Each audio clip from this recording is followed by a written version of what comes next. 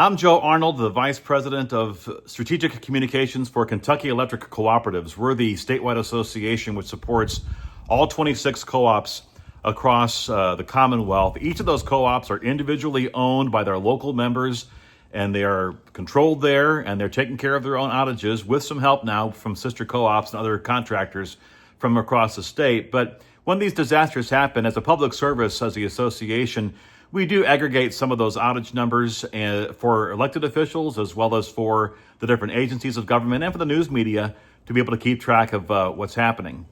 What we've been seeing since Sunday with this slow motion disaster of an ice storm, is that the meteorologists, those predictions really did come true, where you had those different layers across the state. The northern part of Kentucky had all that snow. For the most part, we can handle snow and not a lot of power outages in that respect. It's that middle layer across the state, everywhere from Paducah to Pikeville, really, the big width of the state where we're seeing that slow motion accumulation of ice resulting in power outages, and upwards probably of close to 100,000 co-op members at one point or another have lost power. About 50,000 members without power midday on Monday. What's causing the restoration timelines to be determined? Well, first of all, you have a lot of very cold, windy conditions. The weather is not helping us melt the ice itself. It's going to be a prolonged cold snap, which is one complication. Some of the gusty winds in some areas are causing an issue. Think about all the weight on the lines. It only takes a quarter of an inch for it to begin to bring down some tree branches on the lines, things like that. Of course, half inch to 3/4 of an inch can be even worse. But then over time, as that weight is sagging on the infrastructure and on the trees, that can have an effect even after the initial storm comes through. In fact, just a quick tangent, keep an eye out for trees and branches in the weeks to come. They could have been weakened by this storm, and even after all the snow is gone, we still want to be careful around them that they don't fall down or don't complicate matters at that point. So just know that our crews of our member co-ops all across the state are working diligently.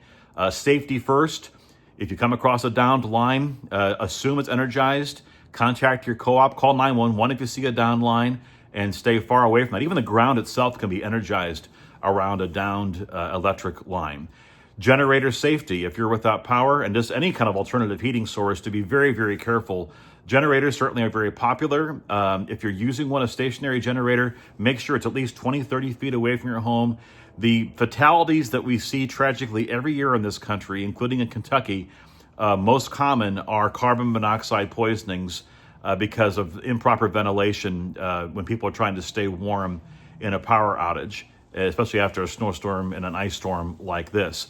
And certainly do not use your stove to heat your home, or a charcoal grill, or those sources. If you are using a fireplace, maybe you haven't used it in a while, you have to really make sure that's being ventilated properly, because again, that's where the injuries and death can happen. Again, want to salute all the crews who are braving a lot of very tough conditions, a lot of trees that are blocking roads and access to electric infrastructure. They are getting to that infrastructure, into those restoration points just as quickly as possible, but of course exercising safety the whole time.